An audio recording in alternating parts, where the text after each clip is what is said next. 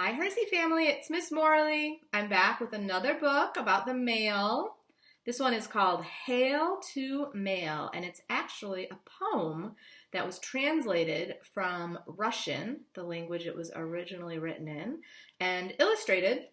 And it's a story about a letter and the journey it has to take to get to its recipient. So let's read Hail to Mail, written by Samuel Marshak, translated from Russian by Richard Pevere, illustrated by Vladimir Rudinsky. So this one has an author, an illustrator, and a translator. This is maybe one of the first books I've read that has author, illustrator, and a translator. It's a poem. So I'm going to show you the picture, turn it like this to read, and then show you the picture again, just like we do in class. Who's that knocking at my door? His badge is stamped with number 4. His shoulder bag is big and fat. His coat is blue, so is his hat. Is it him? It must be him, the New York mail carrier, Mr. Tim. His bag was full of mail today from Boston, Austin, and L.A., from Reno, Roundup, Harper's Ferry, Pittsburgh, Plattsburgh, Pondicherry. He started on his rounds at 7. His bag was lighter by 11. He reached the bottom just at 3, long after he had come to me. There he is, knocking on the door. A certified letter for John Peck, postmarked from Schenectady. A certified letter for John Peck, but he left yesterday. Schenectady is a city in New York State, and John Peck lives in New York City in New York State. Not too far, but let's see where this letter has to go to get to him. Got our letter, and I've got our globe. And our letter's journey starts in New York City, New York State. It's part of the United States on the continent of North America. Yesterday, where did he go? To Boise, Idaho. Boise, Idaho is in the United States. Let's see. John Peck is flying over wheat fields lying like gold across the plain. Can you see? The letter follows through hills and hollows in a car of a speeding train. So there we see. There's the plane where John Peck is flying, and there is the train car carrying the mail. Let's move our letter across the United States up here to Boise, Idaho. It's still in the United States. There are parcels, sacks, and letters and stacks, row after row after row. 2 blue-coated clerks spend a whole night's work sorting it all as they go. A postcard for Skokie, a box for Milwaukee, some magazines for Monroe, a sack for Wilmette, and a certified letter for Boise, Idaho.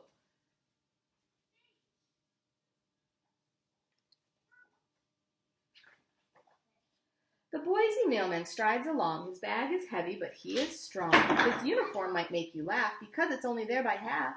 He has the hat, but not the rest, except for the brass badge on his chest. His step is firm. He's filled with pride. He holds the letter marked certified. Around him people hurry by.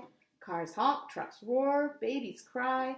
Like any other city, Boise is always busy and always noisy. The mailman comes to the hotel. Of course, the doorman knows him well.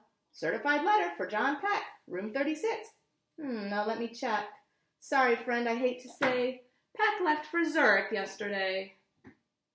Zurich. Zurich is a city in Switzerland, which is a country on the continent of Europe. A letter had better be put in the mail. By itself, it won't get anywhere.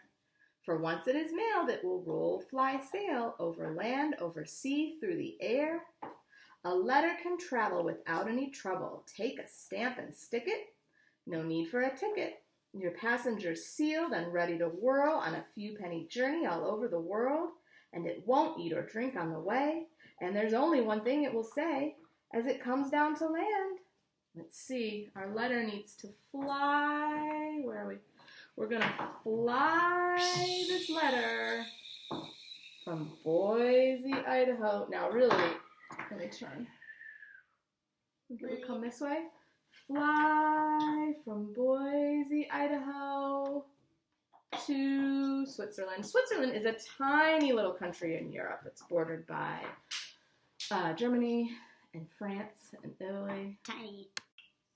Our letter's in Switzerland. What will it say when it lands? What a beautiful city, the views, the lake with its boats and canoes, the mountains and also the valleys, the buses or trams or trolleys. The conductor stands on one leg and shouts, "Last stop, Grazernweg." Friends, I had to look that up. Grazernweg is the name of a street in the city of Zurich.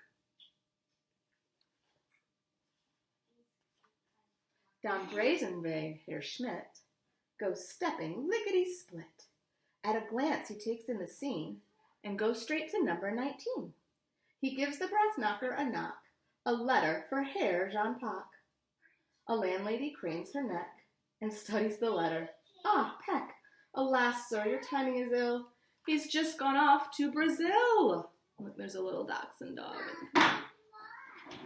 That's my dog in the background playing with a toy. The ship will set sail. In less than a minute, every cabin is full of the suitcases in it. But one cabin is not, for there must be a spot on each ship that sets sail for the man with the mail. Let's go play with Joe. All right. We're setting sail on a ship for Brazil. Brazil is the largest country on the continent of North America. Let's move this so you can see it a little better. There you go. There's Brazil. There's South America.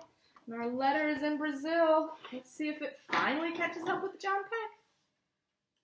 Did it? Let's see. The sunset is vermilion, all weary from the heat. Our weary Brazilian mail carrier rests his tired feet. A most unusual letter is lying in his hands, wrinkled, frayed, and tattered, with stamps from several lands, and scrawled with a red pencil beside the last postmark. The addressee has left Brazil. Please forward to New York. Don't worry. At the end, he's going to get to his kid. Spoiler. All right, here we go. Back to New York. New York City, New York State. Who's that knocking at my door? His badge is stamped with number 4. His shoulder bag is big and fat. His coat is blue, so is his hat.